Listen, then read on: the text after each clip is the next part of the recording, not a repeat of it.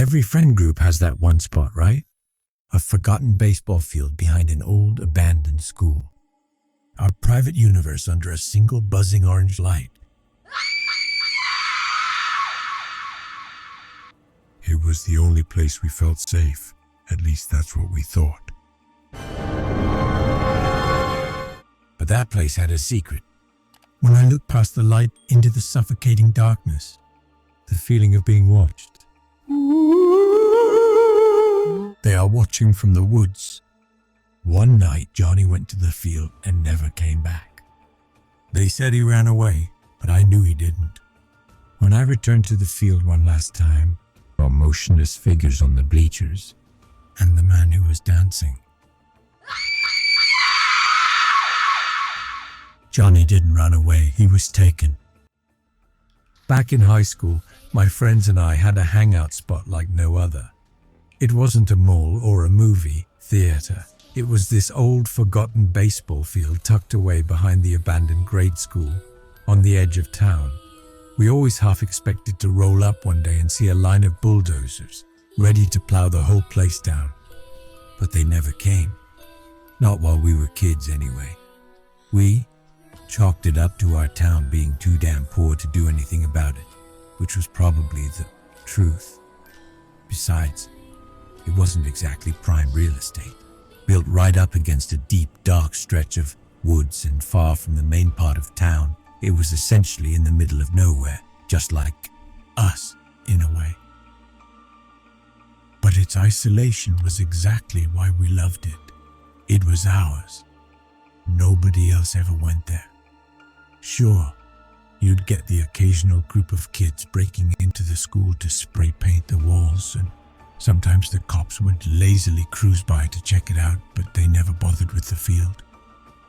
It was our sanctuary, and for us, that meant everything. A lot of my friends didn't exactly have the best lives at home. My buddy Tim, for instance, had a mom who seemed to get a strange satisfaction from calling the cops on him for any reason she could conjure up. But at the field, none of that could touch us. We were free. We spent countless summer nights perched on those cold, rusted-out bleachers, the metal groaning under our weight. We'd smoke and talk for hours about God knows what, our futures, our fears, the girls we liked, the town we felt so trapped in. I loved that place with every fiber of my being. We all did. Even before it all happened, though, there was this one thing that always unsettled me. A single ancient lamppost stood guard by the bleachers, and somehow it still worked. The town must have forgotten about that too. It wasn't a bright white light. It was one of those old ones that emitted a thick, heavy orange hue. Since it was the only light source, it felt like we were on a stage, shrouded in this eerie glow. It didn't really light up much either, just our small circle on the bleachers, while everything else was swallowed by the night. Whenever I'd get a little too high, my eyes would drift from the comfort of my friends' faces to the impenetrable wall of darkness where the woods began. I could never shake the feeling that someone or something was standing just beyond the tree line, watching us. It was a textbook stalker in the woods feeling. We were perfectly illuminated for them, and they were completely invisible to us. The thought would crawl under my skin and stay there, a persistent itch of dread. Then someone would crack a joke or shove my shoulder, and I'd be pulled back into our world, forgetting the feeling for a little while. I often wonder now, how many times did they watch us? It's a question I know I'll never have an answer to. The beginning of that summer is when everything changed. One night, my friend Johnny and I were supposed to meet at the field. I must have left my house before he did, because when I pulled into the school's cracked parking lot, his beat-up sedan was nowhere to be seen. I figured I'd just get a head start and walked out to the field alone. This was a cardinal sin in our group. We all like to think we were tough, but walking through that stretch of woods alone at night wasn't in our repertoire. I admit, though, a small part of me always enjoyed the thrill, the quickening of my pulse. It was the start of my own personal deep woods horror story. I just didn't know it yet. I made my way past the skeletal frame of the school and through the short, overgrown path. The field opened up before me, quiet and bathed in that familiar orange glow. I sat on our usual spot, on the bleachers, and waited. 10 minutes passed, then 20, still no Johnny. I started to smoke, assuming he was just running late, as usual. Another 30 minutes crawled by, each second stretching into an eternity. Nothing. The thrill had completely worn off, replaced by a cold, heavy feeling in the pit of my stomach. The silence of the place, usually a comfort, now felt oppressive. I decided to walk back to my car. The short walk through the woods felt miles long. Every snap of a twig, every rustle of leaves sounded like footsteps behind me. I ended up jogging, my heart pounding against my ribs, desperate for the safety of my locked car. Once inside, I sent him a couple of angry texts asking where he was. No answer. I waited another 10 minutes, the engine off, just staring into the darkness, before finally giving up and driving home, a strange mix of pissed off and worried. When I woke up the next morning, the first thing I did was check my phone. He never texted back. I was annoyed, but I pushed the worry down, thinking he probably just went off with some girl or fell asleep. It wasn't until later that afternoon that my most terrifying experience truly began. My mom came into my room, her face etched with concern, and asked me a question that made my blood run cold. "Honey, have you seen Johnny recently?" My mom's words hung in the air, heavy and sharp. "Have you seen Johnny recently?" It wasn't an accusation, just genuine concern, but it hit me like a physical blow. A knot of ice formed in my stomach. "No, why?" I asked, my voice sounding distant and strange to my own ears. She explained that Johnny's mom had called her frantic. He never came home last night. He wasn't answering his phone. His mom thought maybe he'd crashed at our place. I shot out of bed, a surge of adrenaline washing away any lingering sleepiness.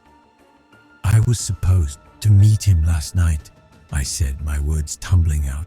"At the field. He never showed up. I thought he blew me off." The look on my mom's face told me this was serious. I immediately started calling our friends. First, Jake. He picked up on the third ring, his voice groggy. "Dude, have you heard from Johnny?" I asked, trying to keep the panic out of my voice. "No, man, not since the other day." "Why?" The silence on the other end of the line was deafening as I explained the situation. I called Sam, then Marcus. The story was the same with each of them. Annoyance quickly turned to shared worry. None of them had seen or heard from him. The memory of our last hangout, that was the last time I saw him. All of us together, right there on those bleachers. That thought sent a fresh wave of dread through me. Our safe place. A day passed, then another. The initial hope that he had just taken off for a couple of days began to curdle into a collective unspoken fear. Soon enough, the entire town knew. Johnny was officially a missing person. His disappearance became another small-town unsolved mystery. Flimsy paper flyers with his smiling, slightly goofy school picture started appearing on telephone poles, in the windows of the grocery store, and on the community board at the post office. "Missing!" the bold letters screamed above his face. Every time I saw one, it felt like a punch to the gut. Search parties started forming. Legions of volunteers in bright orange vests combing through the woods, their voices echoing as they called his name. My friends and I went on a few ourselves. It was a surreal experience, like our own grim paranormal investigation, searching those familiar woods, not for fun, but with a desperate, sickening purpose. We pushed through the same thickets and crossed the same small creeks we had 100 times before. But now, everything looked different. Every shadow seemed to hide something terrible. Every fallen log looked for a split second like a body. We went back to the field, of course. We searched every inch of that place. We looked under the bleachers, around the dugouts, along the overgrown base paths.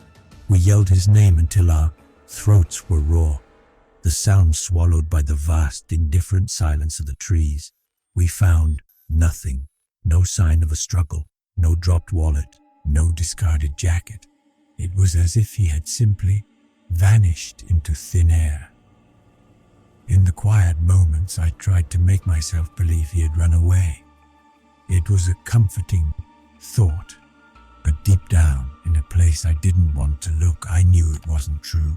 Johnny wouldn't have just left. Not like that. He wouldn't have left us behind without a word. There was no note. There was nothing. Just a gaping, terrifying hole where our friend used to be. The body was never recovered, and as the days turned into weeks, hope died out, replaced by a grim, silent acceptance. But I couldn't accept it. Something had happened to him that night. This wasn't some adventure. This was a hair-raising story, and we were living in it. About a month had passed since Johnny disappeared. The search parties had dwindled, and a heavy, unspoken grief had settled over our friend group. The easy laughter we used to share was gone. One night I couldn't take it anymore. I needed to go back.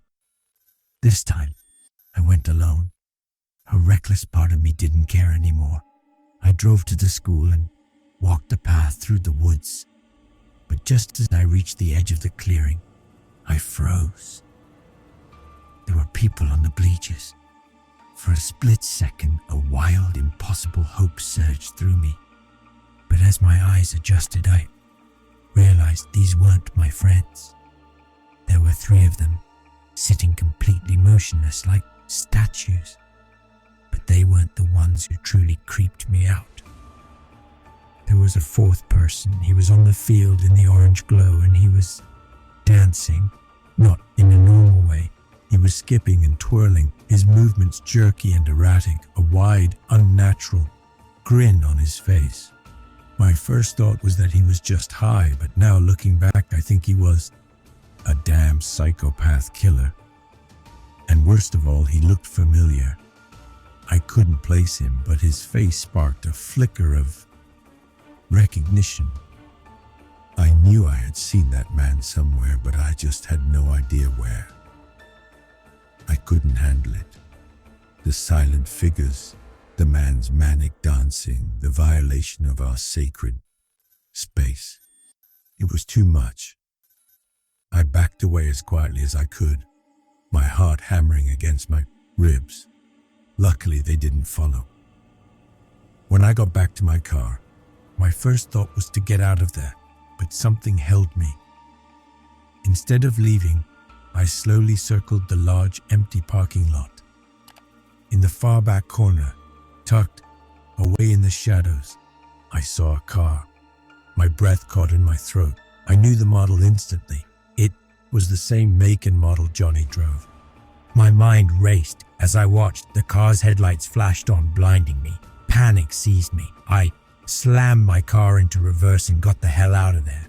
I floored it. The image of those headlights burned into my brain. It was the same car, I was sure of it. But why was it there? And who was driving it? This was a horrifying discovery. As the summer dragged on, the memory of that night became a relentless obsession. I told my friends about it, and if I were telling this story online, the title would be, "My Friend Went Missing. This is what I saw." They agreed it was incredibly weird, but they didn't grasp the same sinister significance that I did. To them, it was just a strange encounter, but I knew it was connected to Johnny's disappearance. I stopped going to the field after that. The place I once loved now felt like a grave. One sweltering afternoon in late July, I was feeling nostalgic and pulled out my old yearbook. I was looking at a picture of the basketball team with Johnny in the front row when my eyes drifted to the background, and that's when I found him. Standing by the gym doors, leaning on a push broom, was one of the school janitors. He was slightly out of focus, but as soon as I saw his face, my blood ran cold. It was him, the dancing man from the field. I immediately called my friends, my voice trembling. "I found him. I found the dancing guy." They were skeptical, but after looking, they had to admit the resemblance was uncanny. "What do we do?" None of us had an answer. "Go to the cops with a story that sounds like it was written for a YouTube channel entitled Based on a True Story." It sounded insane even to me. Eventually, I couldn't stand it. I went to the police. The officer listened with a tired expression. To his credit, he took my statement and said they would run a background check. A week later, they called me back. "We couldn't find anything," the officer said, his voice flat. "The guy's record is clean. It was a dead end. I tried to do some research myself, but found absolutely nothing. It was like the man was a ghost." Near the end of the summer, my friends and I went back to the field one last time for some kind of closure. The air was thick and heavy. The single orange light flickered on, but it no longer felt familiar. It felt menacing. I couldn't shake the feeling that unseen eyes were fixed on us from the darkness. When I left that night, I never returned. A couple of weeks later, I was at a Dunkin' Donuts early one morning when I saw him. The dancing man, the janitor. He was sitting in a booth by the window, looking completely ordinary. Then he looked up and his eyes met mine and he smiled. A slow, knowing smirk that sent a bolt of pure terror through my body. He knew who I was. He abruptly stood up and hurried out. My paralysis broke. I followed him, yelling, "Hey!" But one firm of his buddies was already parked curbside. He rushed into the passenger seat and the car sped away. But what I saw in those fleeting seconds horrified me. The license plate. It was Johnny's. A unique vanity plate. 4-pack 207. My blood turned to ice. It was the same car, just painted black. Then it all clicked. That was Johnny's car. They took him and they took his car. I should have known. I should have done more. I never saw him again. I went back to the police, told them everything, but without any concrete evidence, there was nothing they could do. He had vanished again. Nowadays, it's all just a memory, a dark, jagged piece of my past that I wish I could forget. The field is probably gone now.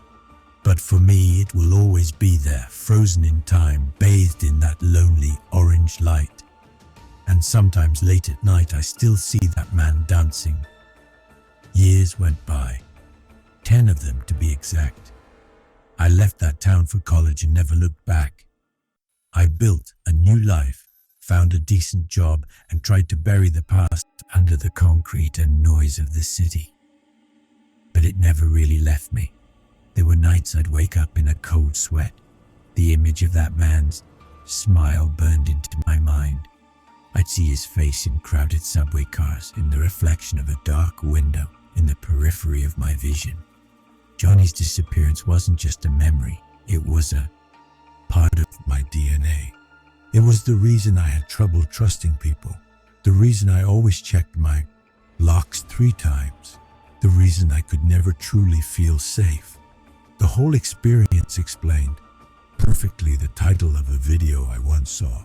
This is why I left my hometown. It was a place of ghosts for me. I was forced to go back. My mom passed away and I had to return to clear out my childhood home.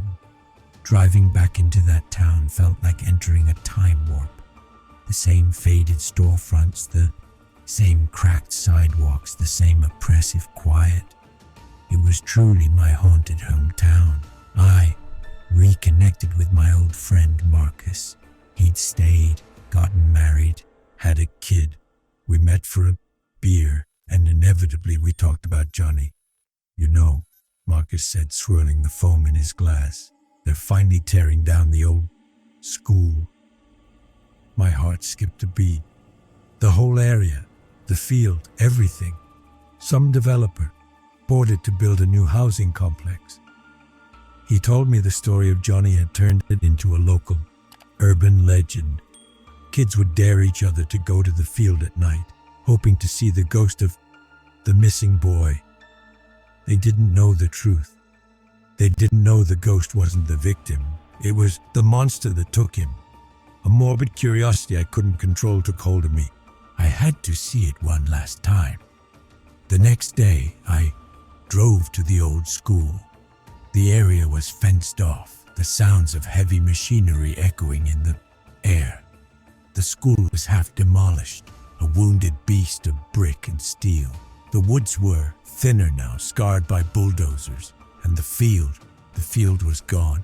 The bleachers had been torn out, the ground churned into mud, but the single orange lamppost was still there, standing defiantly amidst the destruction. Though it was dark now, its power finally cut. I felt a strange mix of relief and sadness, but as I stood there watching a crane tear down the last of the gymnasium, I saw someone standing on the far side of the construction site, near the remaining tree line. An old man, leaning on a cane, just watching. It was one of them. I knew it instantly. He was one of the 3 silent figures from the bleachers that night, 10 years ago. He was much older, his posture stooped, but the unnerving stillness was the same. Our eyes met across the muddy expanse, and a flicker of recognition, or maybe it was a warning, passed between us. This was a new creepy encounter, and it sent a familiar chill down my spine. That night I couldn't sleep. Seeing that man brought it all flooding back. This was no longer just about grief. It was about answers. I decided to start my own cold case investigation. I spent the next week in the town library's archives, digging through old microfilms of local newspapers. I wasn't just looking for Johnny's case. I was looking for a pattern, and I found one. 5 years before Johnny vanished, another teenage boy went missing from a neighboring town. His car was found abandoned near a patch of woods, miles from his home. The case went cold, just like Johnny's. The article had a photo of the lead detective on the case. I stared at the grainy picture, and my blood turned to ice. It was a younger version of the man who I saw at the construction site. One of the silent figures on the bleachers was a cop. This was it. The horrifying truth was beginning to unravel. They weren't just random weirdos. They were organized, protected. That's why the janitor's record was clean. That's why the cop made my statement disappear. My mind reeled. Who was the third man? And who, in God's name, was the dancing man? Was he the leader? A killer they enabled? My search for answers led me to my mom's attic. While sorting through old boxes, I found a small crate of Johnny's things she had kept. Things his mom couldn't bear to look at after he disappeared. A few comic books, a mixtape, and his old high school backpack. I emptied it out, and a folded, crumpled piece of paper fell out from an inside pocket. It was a hand-drawn map.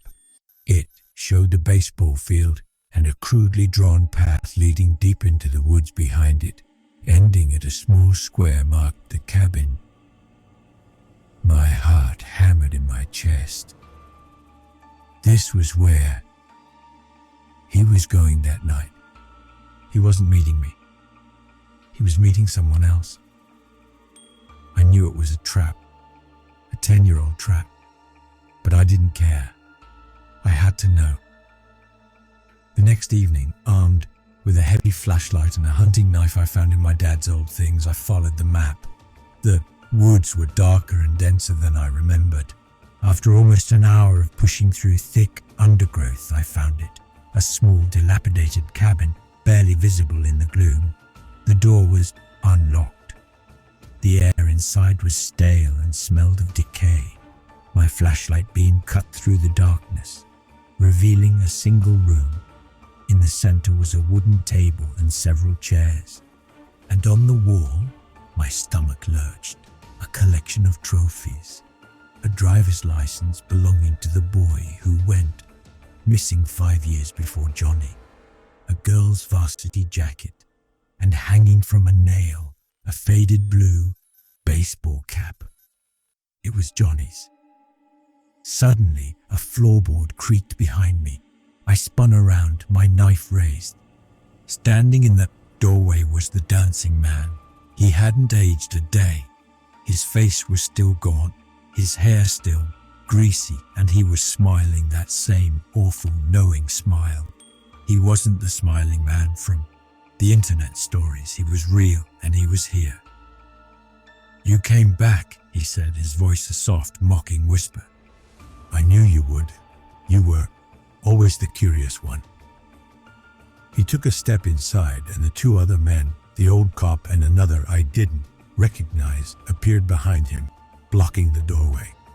They were silent as always. "Why?" I choked out, my voice trembling. The man's grin widened.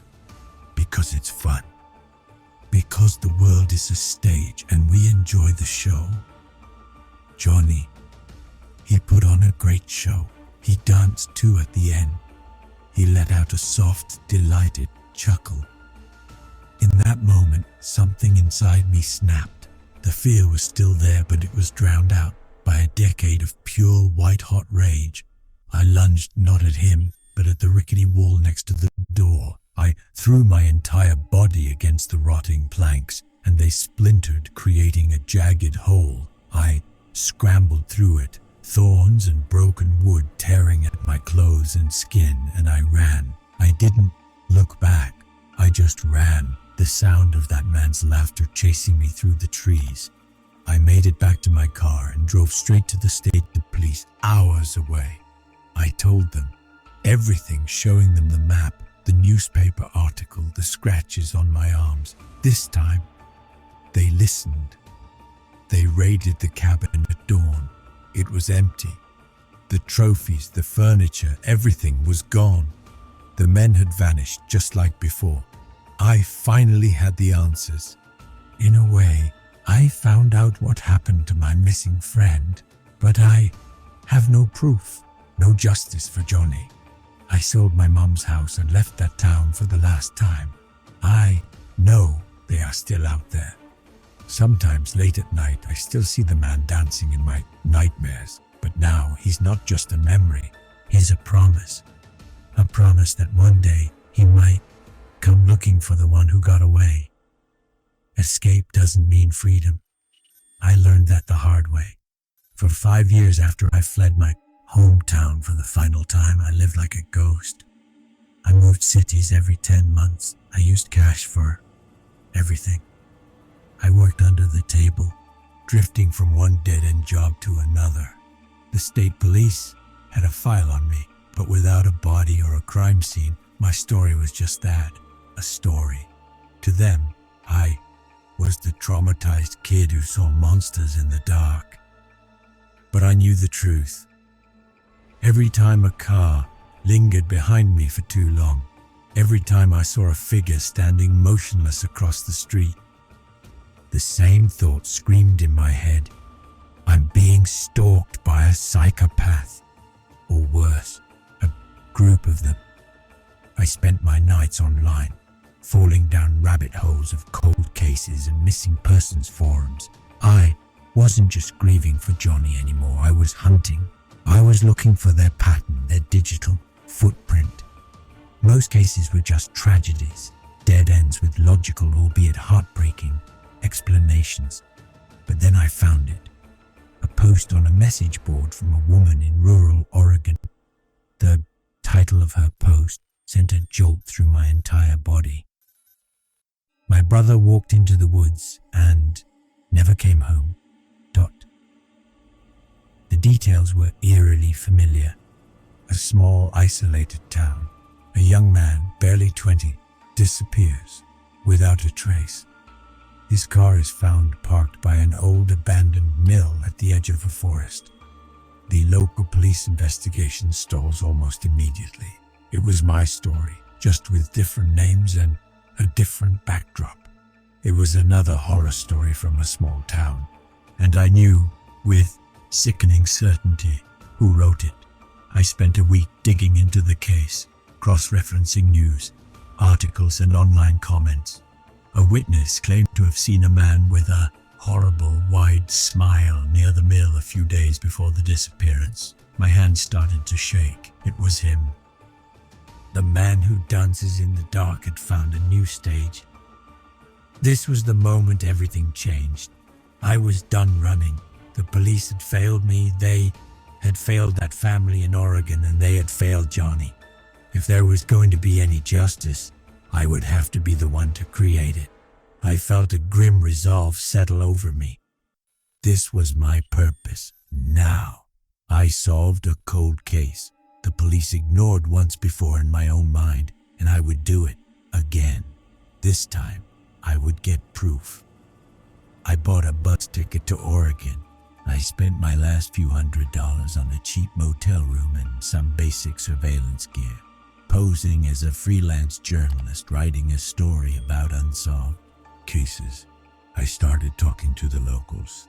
The town was a mirror of my own, full of secrets and people who didn't like outsiders asking questions. But I eventually found the woman from the forum, the missing boy's sister. She was broken, but she was a fighter. When I told her my story, she didn't think I was crazy. She believed me. She told me the lead detective on her brother's case seemed dismissive from the start, almost like he was covering something up. Together we found the pattern. The property records for the abandoned mill showed it was owned by a shell corporation based out of state, a corporation I traced back to a name I recognized. The old retired cop from my hometown. It was their network. They didn't just find these places, they owned them. They were setting their stages all over the country. This wasn't just a group of killers, it was a conspiracy. It was the terrifying confirmation of my worst fear. This secret cult is hunting me, and they were hunting others just like me. My investigation led me to a secluded community hall on the outskirts of the Oregon town, the place the detective frequented for town meetings. The sister told me it was an old, defunct fraternal lodge. That night I hid in the woods across from it, my camera ready. One by one they arrived. The local detective, a few other men I didn't recognize, and then a familiar car pulled up. Out of the driver's seat stepped the third silent man from my field, the one I never identified.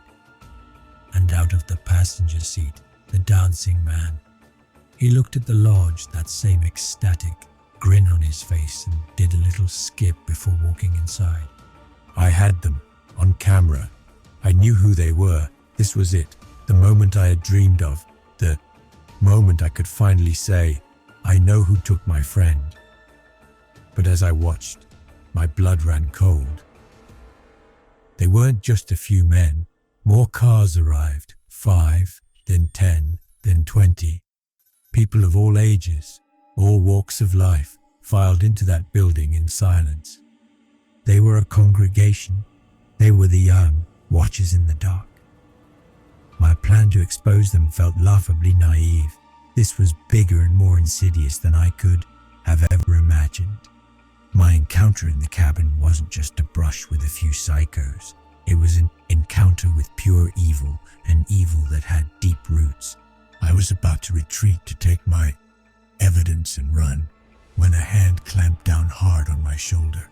I spun around to see the local detective standing over me, his face impassive. "You were told to stay away," he said, his voice calm. He doesn't like it when his audience gets on the stage. They had known I was here the whole time. They had been watching me, just like they watched us at the field all those years ago. They had let me here. It was another performance, and I was the star. But they underestimated me. They thought I was still that scared kid. In the split second he was, distracted by a noise from the lodge, I drove my camera, a hard-edged metal brick, into his temple.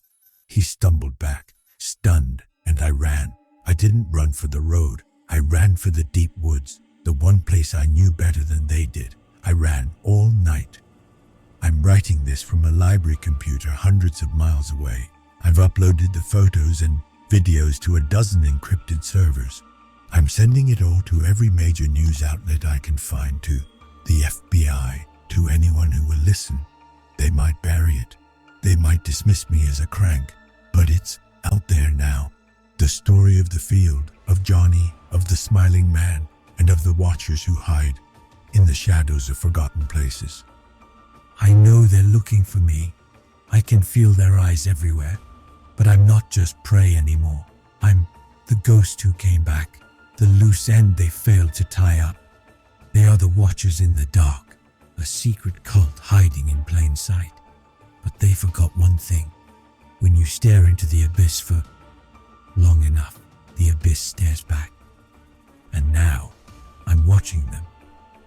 The explosion I expected was a fizzle. I sent my package of digital evidence, the photos, the video clips, the property records, my entire horrifying story, to every corner of the internet and law enforcement I could think of. For a few days I lived on adrenaline and cheap coffee, hiding out in a library in a nameless city, hitting refresh every 30 seconds, waiting for the world to catch fire. I was waiting for headlines, for an FBI press conference, for the faces of those men to be plastered across the news. But nothing happened. The few journalists who responded sent back polite form letter rejections.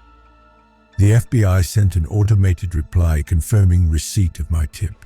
A single conspiracy blog picked it up, but it was quickly buried under stories about UFOs and lizard people. My evidence was buried, and the silence was more terrifying than any threat.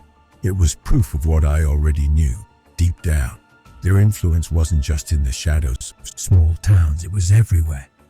The conspiracy is real, and it was choking the truth before it could even draw breath. Defeated and paranoid, I went deeper underground. I got a new fake ID, a new phone number, and took a job as a dishwasher in a greasy spoon diner 3 states away. I told myself I was done. I had tried. I had failed. Now, all I could do was survive.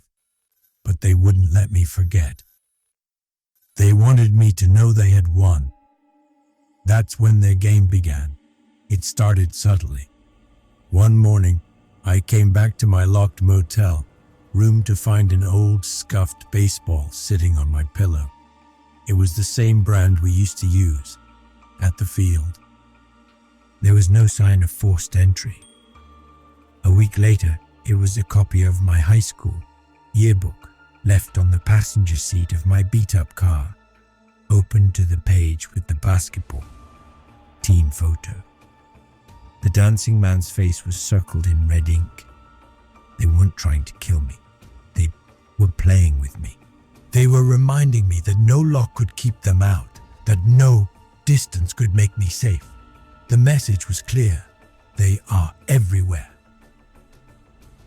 I was spiraling, living in a constant state of raw nerve terror when I got the email.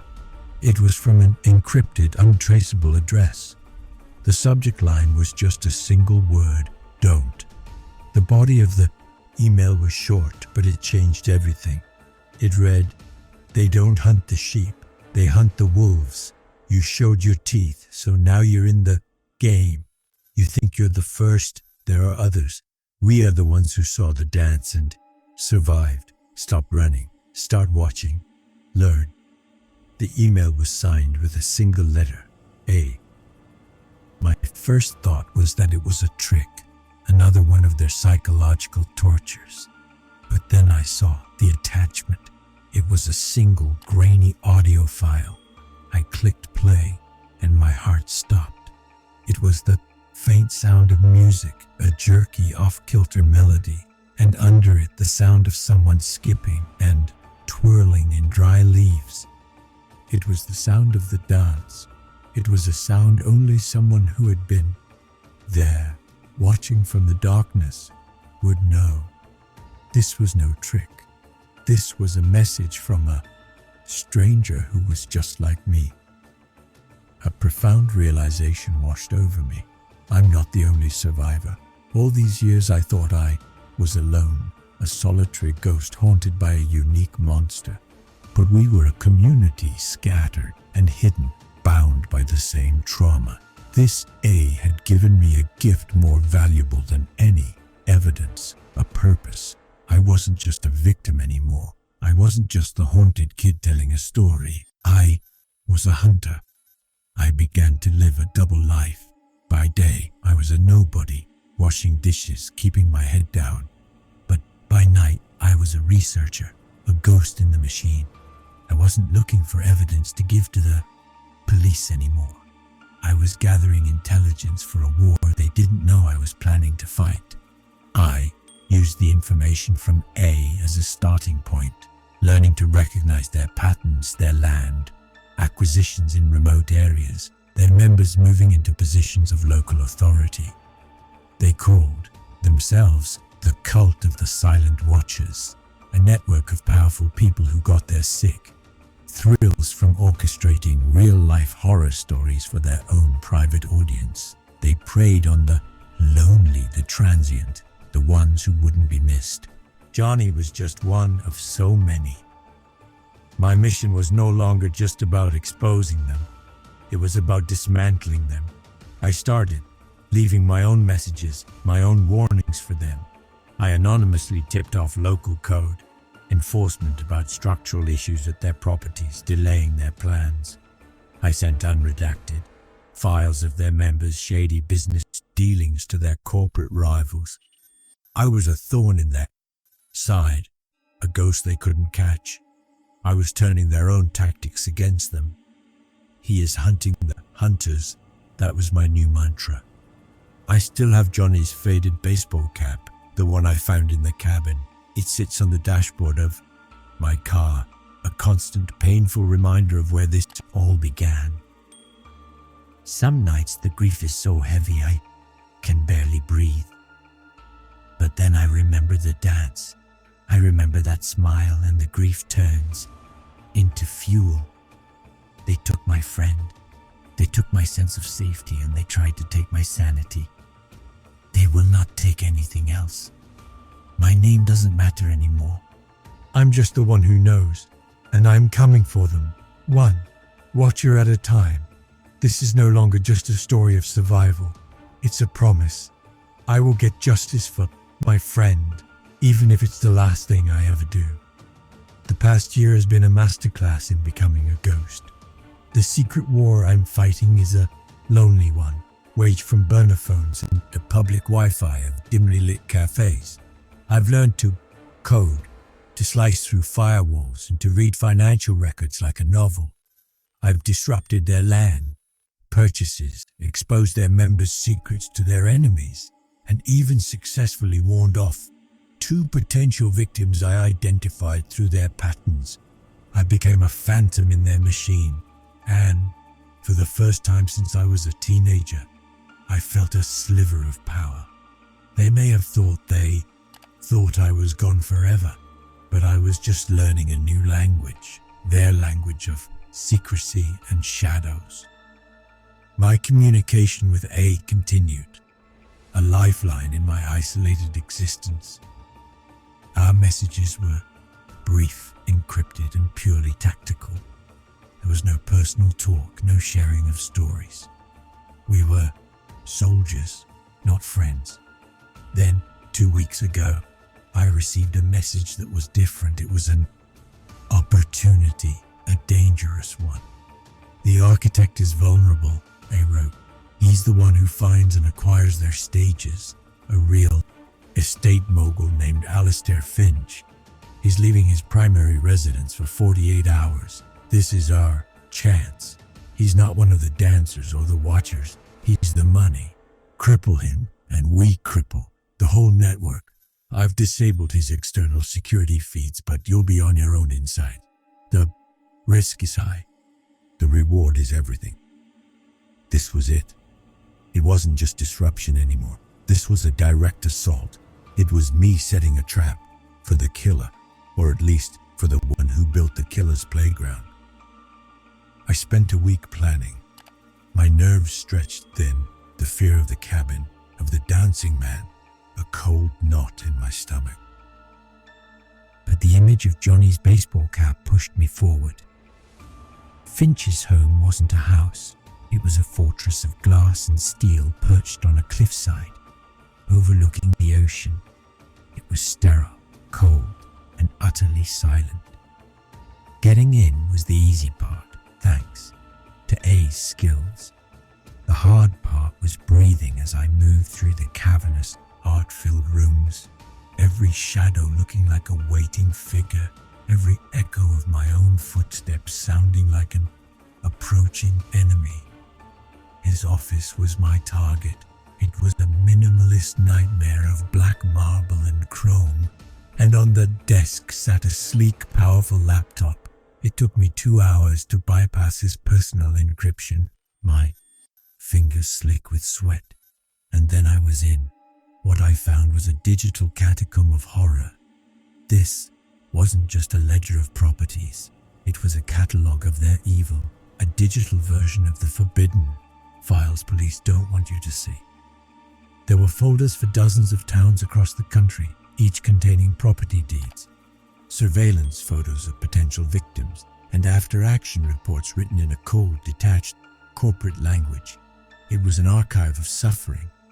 My stomach churned, but I kept digging, copying everything onto a shielded hard drive. Then I found a folder labeled Trophies. My blood ran cold.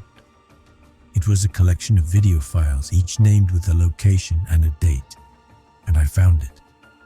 Eastwood Highfield, July 12, 2015. My hand trembled as the cursor hovered over the file. I had to know. I had to see. This was more than a mission now. I clicked play. The image was shaky, filmed from the tree line. The quality was horrifyingly clear. I saw the bleachers bathed in that sick orange light. I saw Johnny pacing back and forth, clearly waiting for me. And then I saw them emerge from the woods, the 3 silent watchers and the dancing man. My breath hitched. This was an incredibly disturbing discovery, watching my friends' last moments as a piece of curated entertainment. The video was a nightmare. He recorded my friend's last moments, and now I was a member of his sick audience. I almost closed it. I almost couldn't take it. But my eyes were glued to the screen, searching for any detail I might have missed. That's when I saw it. The camera panned for a moment, catching a glimpse of the person filming, just a hand holding the camera steady, and on the 4th finger of that hand was a silver ring, fashioned in the shape of a serpent eating its own tail. My world tilted on its axis. A had described that exact ring to me in an email a month ago. It was his good luck charm, a family heirloom. The person filming Johnny's murder was A. The betrayal was was absolute, a physical blow that knocked the air from my lungs. A wasn't a survivor. He was one of them. He had been playing me from the beginning, using me as a weapon against his own rivals within the cult. The truth about my ally is horrifying. He was the man in the background, the puppet master pulling my strings. I stared at the screen, at the ghost of my best friend and the proof of my foolishness. My mind a vortex of rage and despair. And in that profound, terrifying silence, I heard a sound that made my heart stop. The low hum of a garage door opening below me, the crunch of tires on the gravel driveway. My blood turned to ice. A's information was bad. The 48-hour window was a lie. Finch was home. And I was in his office, trapped inside the killer's house, with the truth of a decade-old horror and a fresh betrayal burning on the screen in front of me.